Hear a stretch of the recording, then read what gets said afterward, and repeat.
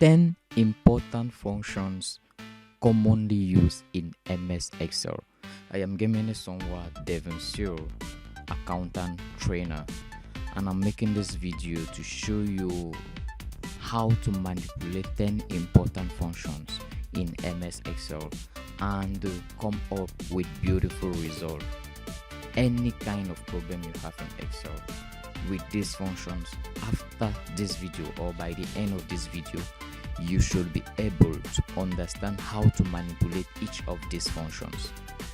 We are going to use an exercise for this video, and we will see how we can manipulate these functions. I'll put this exercise in the description of this video so you can download and use it and practice. We go straight to the point. We have this exercise with these informations. They say open a worksheet, insert another worksheet, and rename the worksheet as salary. Enter the following data from the table below, beginning from cell A1, and choose the correct cells format for each of the columns. I have already drawn this table and more in my Excel sheet. So this is the table. Normally you have to start this from cell A1. So they say we should rename this worksheet. So to rename the worksheet, you can just come where there is this sheet, you double click on it and you rename it. They say we should put salaries.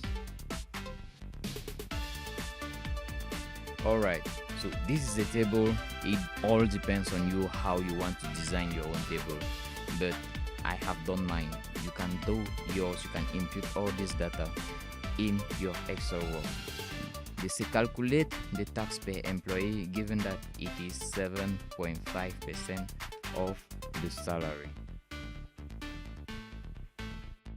So here we have the taxes, we have the salaries, we have the employees, and they're asking us to calculate 7.5 of the salary to have the amount of tax. So simply I'll go to my Excel work.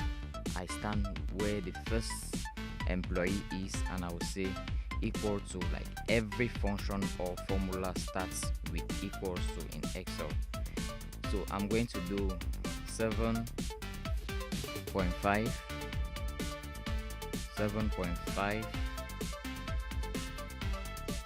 percent times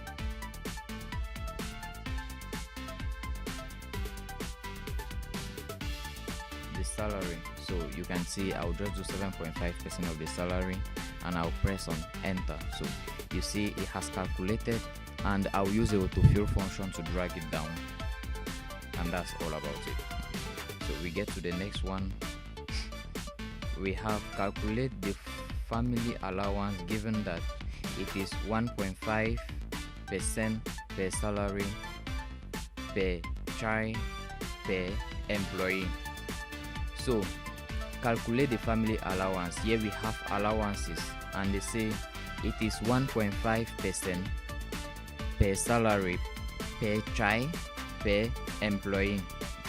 So I'll come to my Excel work, and we want to calculate 1.5% of the salary to get the allowance. So it means that each child has 1.5% of this salary. So we'll apply a function which is going to multiply 1.5% times the number of children we have. So if an employee has 2 children, it means we're going to do 1.5% of his salary and multiply by the number of children. I'm simply going to do equals to, we'll have 1.5% times the salary. So 1.5% of the salary will give me the allowance or the family allowance for one child. So I'll have to multiply this again by the number of children, and I press enter. So when I drag this down, it's done. So this is the autofill function which helps us to calculate the allowance. So you see, when an employee has no child, the employee has no family allowance. no child, no family allowance, and it is multiplying the number of children times the amount which is to be given as allowance per child. So if we get to the next one, we have calculate the gross salary. Simply, I'll get to my Excel work, and to calculate the gross salary, I'm going to take the salary minus taxes minus allowances. So equal to salary minus taxes minus allowances, and it will give me the gross salary.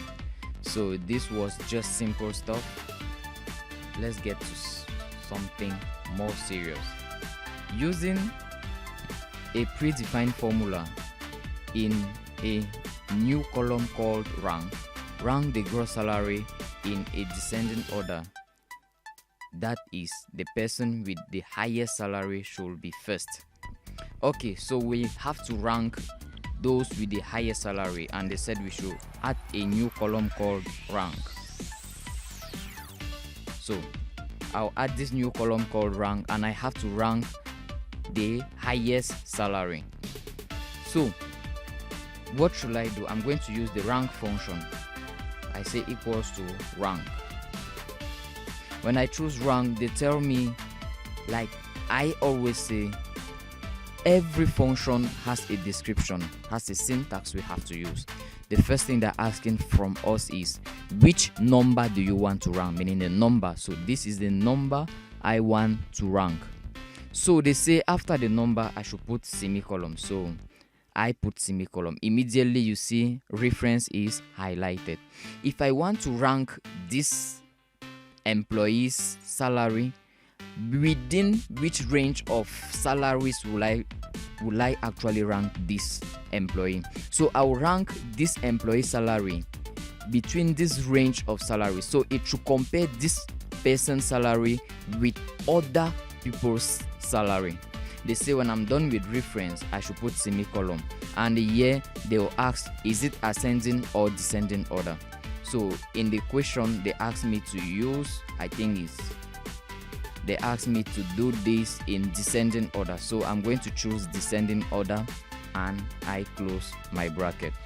So you realize that when I'll drag this down, see what will happen. It's not actually going to function. You see, it's not really functioning. There are about 10 of them. I'm not seeing the 10th person. Some numbers are repeating. Meanwhile, salaries are not repeating. So if we get here, what we'll realize is that Excel has ranked this person's salary from here to these empty cells, which is not what I want. If I get to the next one, you will see that here it is ranking from this person's salary to these empty cells. Meanwhile, I want that irrespective of where this cell is going, it should rank somebody's salary still in the same range from this first to this last salary. So what do? I come back to this very first formula I made. I'll make this reference, the reference from A3 to A12 to be constant, meaning as I'm using the autofill and the going down, it should not actually be changing. It should not be changing.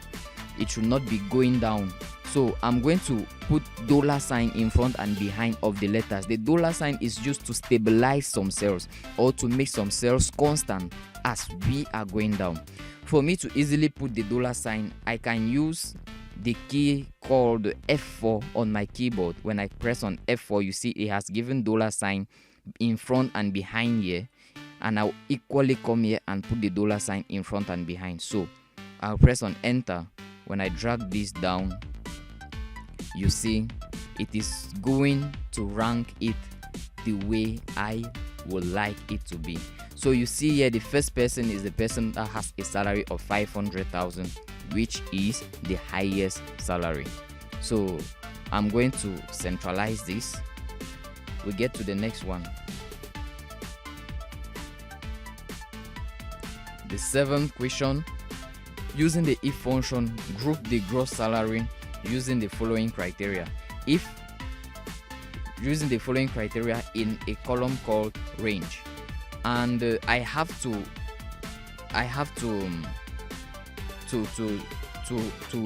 range, or how will I say, I'll have to group the salaries in this criteria.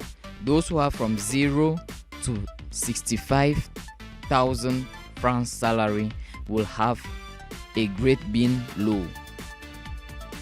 Those with 65,001 to 120,000 will have medium, and those above 120,000 as salary will have high. So they say I should add a new column called range. I'll come to my Excel file and I'll add a new column called range. So they said if somebody here has between 0 to 65,000, his grade year is going to be low. If the person has between 65 to 120, he should be medium, and above 120, it should be high. So here I'm going to use the if function, because this is actually a condition. Conditional statements are done with the if function. So I will say equal to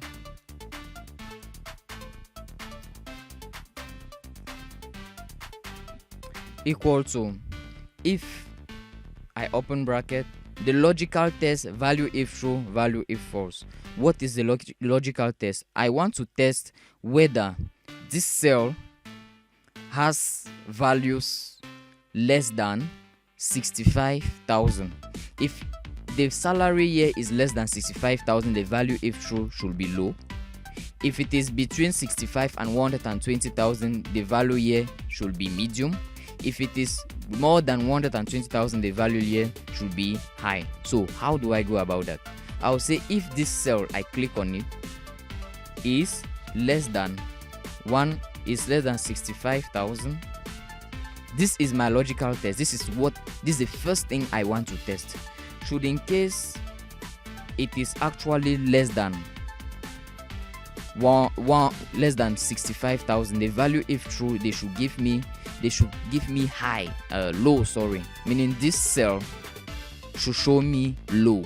For me to make a word which is not a calculation to appear here, I have to put it in inverted commas open and close in order to paste the value low. So I have to put it in inverted commas open and close. If here is a calculation like a 1 plus 1 or this times this or multiplication, addition, if it is something like that, I will not put it in inverted commas open and close. But if it is a word I want to make appear here, I'm going to put it in inverted commas open and close. So here is the value if true. They say if I'm done with the value if true, I should use semicolon. Please, when you have a function, irrespective of the machine you are using, the function will always tell you what to use. Your machine might be asking you to use a comma instead of semicolon. So always make sure you are reading what the syntax is showing you. Like mine, the syntax here is saying I should use semicolon. Yours can be a comma. Yours can be a column. So always read what the syntax is asking you to do. So I'll put my semicolon. They are asking for the value if false. Now, should in case it is not less than 65,000, what should happen? You see, there are two more conditions. I should test again whether it is between 65,001 to 120,000. So I'm going to bring in another if function. Now the logical test is an interval. If I come to the exercise, you will see it is an interval ranging from 65,001 to 120,000. But you see, it's going to be too much logical test in one logical test that the if function is proposing to us. Should in case I want to put many tests in one logical test in an if function, I'll use another function called the AND function. The AND, like I want to put this logical test and this other logical test. So I'm going to call for another function here after I've opened the bracket. AND. So you see they're asking for logical 1, logical 2, meaning I can put many logical tests in this AND function. So what am I going to test? I'm going to test if this cell is less than 120,000 semicolon. If this same cell is less than 65,001. So should in case here is greater than, should in case this cell is greater than 600 and is greater than 65,001 but less than 120,000. So should in case it is less than 120,000 but greater than 65,001, what should happen? So I've given the two logical tests, or the two tests I want to realize. So I'm going to close the bracket for the AND function, and immediately they are asking me what is the value if true. You see, the AND function has carried these two conditions in one, and it is under the logical test. So they're asking for the value if true. Before I get to the value if true, I put semicolon. So should in case it is less than 120,000 but greater than 65,001, what will happen? They say medium. So I put inverted commas open, medium, inverted commas close. So should in case this cell is not less than 65,000, it is not less than 120,000 but greater than 65,000, what should happen? That's the value if false. What should happen should in case all the conditions I have mentioned does not or is not fulfilled. Obviously, if the value is not less than 65,000 and it is not between 65,000 and 120,000, then it should be greater than 120,000. So should in case all of this is not fulfilled, what should be the highest? It means it is actually greater than 120,000. So I'll just put here highest, meaning the value if false of all of these conditions. So I put it in inverted commas open and close, and I close my bracket. So you see here, this salary is 70,000. Obviously it is between 65 and 120,000, so here is correct. So if I drag this down, you see, just very perfect. This salary is more than 120,000 highest. This one is actually 120,000 highest. This one is lower than 65,000 low. Lower than 65,000 low. So our if function to rank this has actually functioned. So let's get to the next part of the question. They say if there is a salary discount of 10% for salaries above 70,000, use one formula to determine such salaries and calculate the discount of a new column called discount. Subtract subsequently the net salary using net salary. So if there is a salary discount of 10% for salaries above 70,000, use a formula to determine such salaries and calculate the discount in a new column called discount. So we are going to calculate, from the understanding of this question, we are going to calculate 10% as discount for every salary which is above 70,000. It means if the salary is not up to 70,000, it will not have a 10% discount.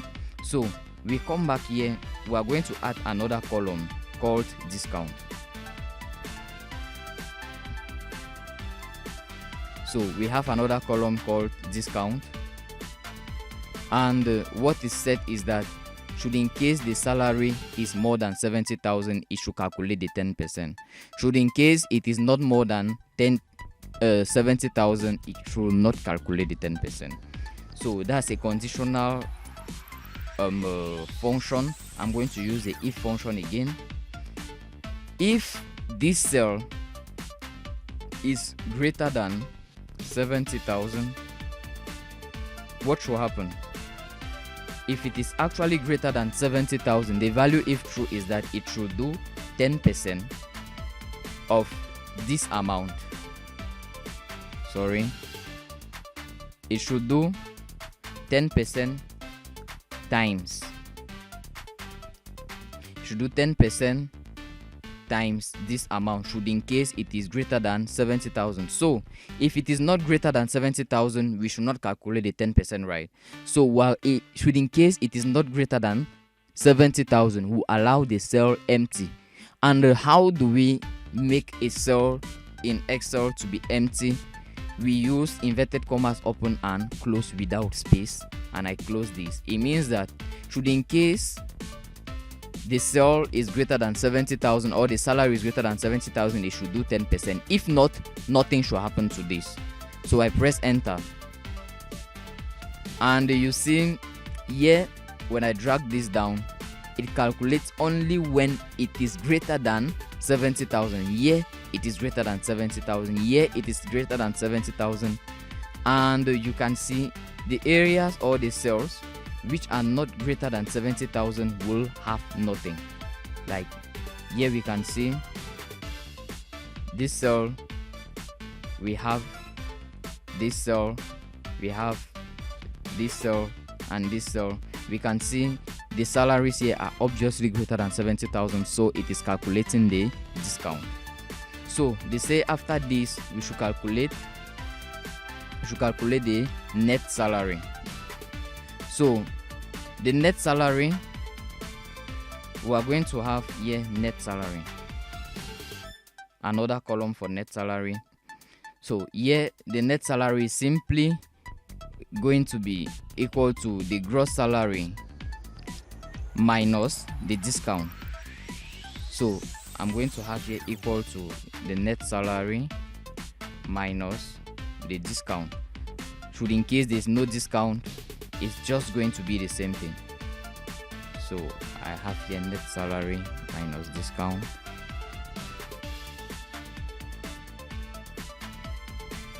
So I'll drag this down, and we realize that these cells who are empty will give an error message here. So for us to avoid having an error message, like because it's not actually seeing a value here, and I'm doing this minus an empty cell is giving this. So for me not to have this error values, I'm going to use the if error function. The if error function is a function which helps us to clear out or to avoid showing some errors when a function is being imputed. So what I'll do is that before the imputation of this calculation, I'm going to use the if error. The if error says the value, then the value if error. This is the value that I am calculating. So if this value has an error, what should happen? Nothing should happen, meaning I want this cell to show nothing should in case there is an error. So when I click here on enter and I drag this down, you see when there is nothing here, it will not show that error again. It will just allow it to be empty. So we'll get to the next part. Protect the worksheet, protect the salary worksheet with a password called ACC2. So how do we create protections? For you to create a protection, or its protection is all about securing the worksheet. I can come to file, I come to protect workbook, and I will see encrypt a password to protect the book.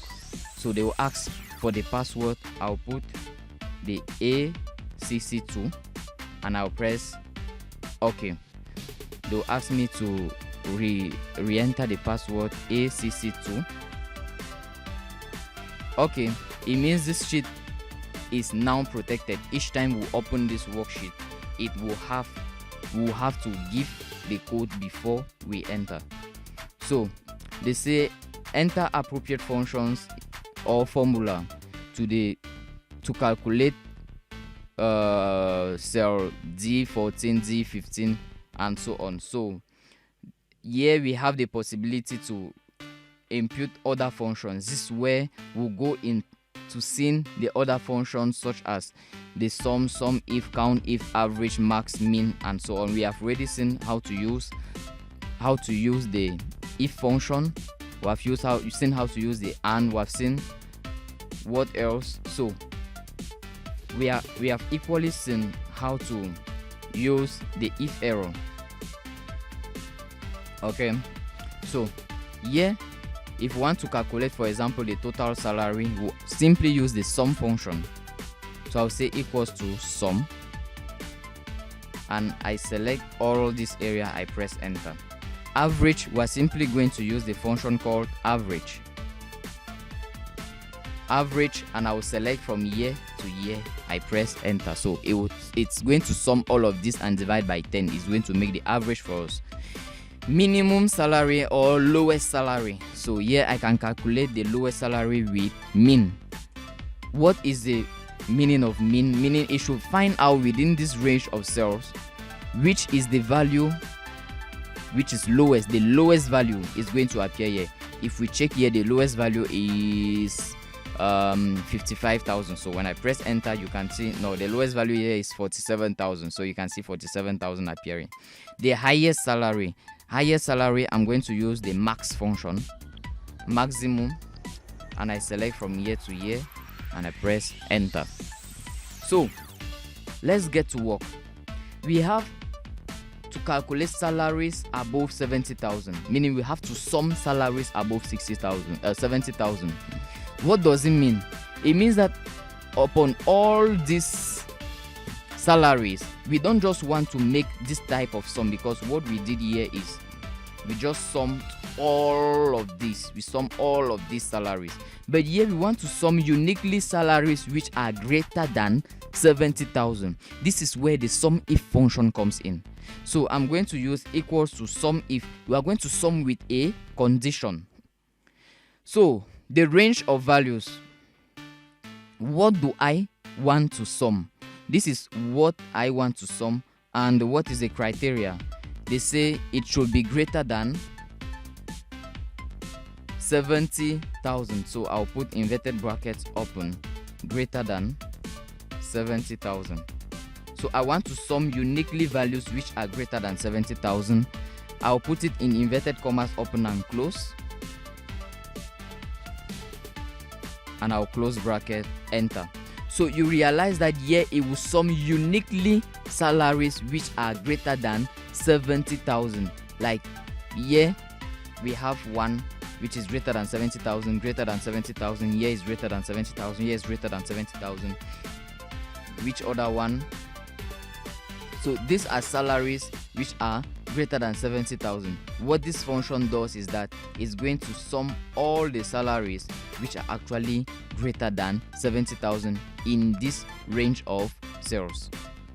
So here we want to sum salaries which are less than 70,000. It's the same thing. I'm just going to repeat by using the autofill. No, I should not use the autofill here. I'll simply say equals to sum if in this range of values we have values which are less than 70,000.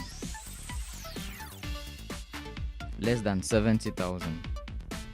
So I'll put it in inverted brackets, open and close.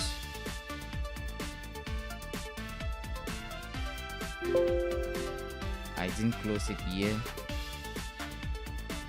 So when I press enter, it is summing only the values which are greater than 70,000, which are not, or which are less than 70,000. Here was above 70,000, here is below 70,000.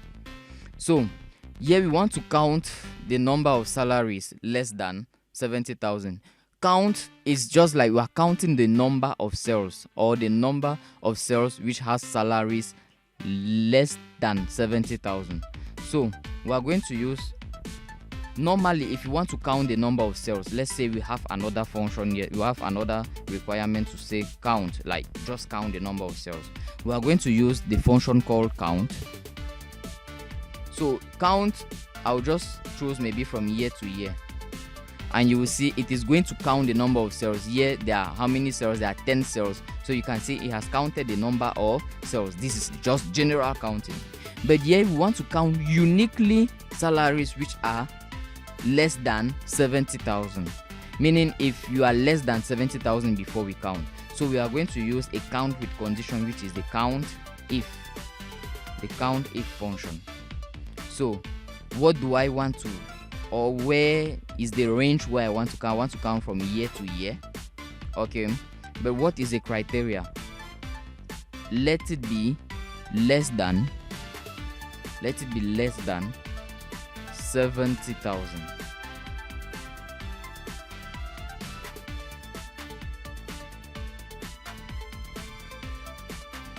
Enter.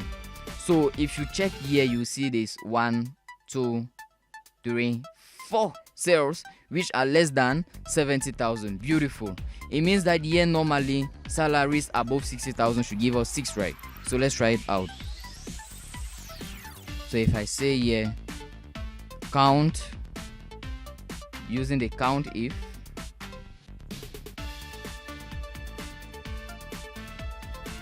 I'm going to use the Countif. Countif, the range is from year to year. If you are greater than 70,000.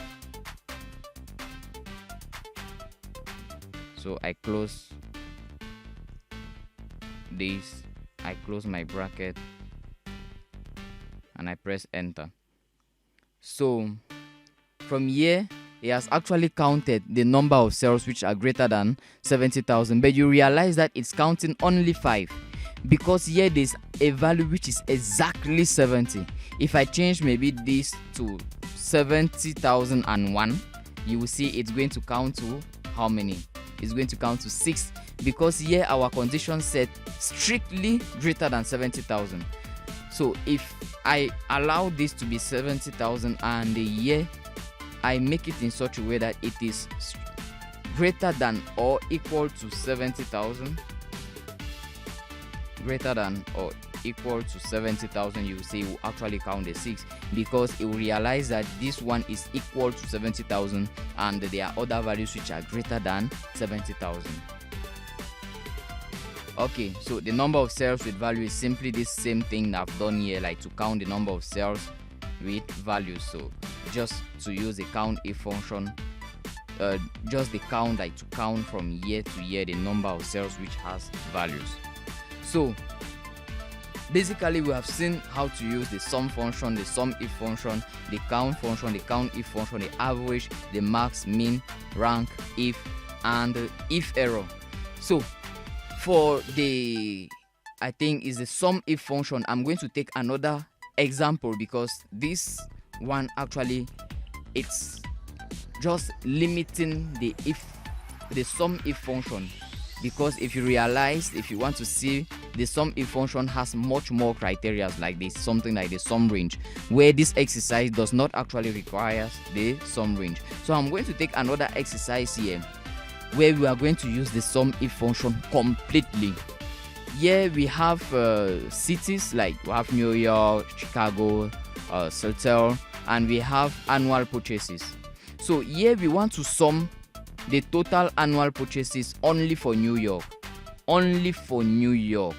So we are not going to be like we have to sum it manually. No, we are going to make in such a way that it should come in this range of cells and sum all the values which has here New York, meaning each time it sees New York it sums, each time it sees New York it sums. So for this kind of data, or for this kind of exercise, you have to make sure that the syntax or what you have written for New York year is the same thing here, is the same thing repeating itself all through. Like if we try this out, this New York is not exactly written like the 1 year, like the 1 year, like the 1 year. There's no space here. So I'll start by putting my space here off. I'll just sum it without putting the space here, then you see what will happen.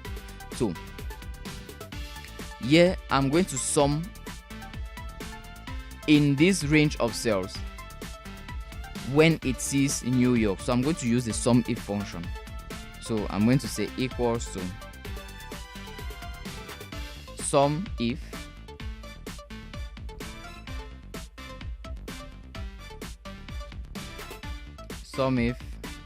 so the range of values, meaning where I want to actually look up to before I sum. I'm going to look up to these cities. Okay, the criteria in this case, I want to sum based on this city's name and look in this city's name whether I see this New York, and what is the sum range, what do I actually want to sum out of all of this. It's true, I should be looking at the cities. I should look whether New York is in this list of cities. Then what should I sum then? I should sum this. So this is the sum range. I'm going to choose from year to year. Obviously I'm going to put this in $sign because I'm going to autofill, so that this range of values should not vary. So simply the sum range is from year to year. The range of values I want to make the research is from year to year. So the criteria is that I should find out whether New York is in this range, and I should sum each time I see New York year inside. So I press OK and I drag down. So you see, it will sum uniquely when it sees New York. Let's find out.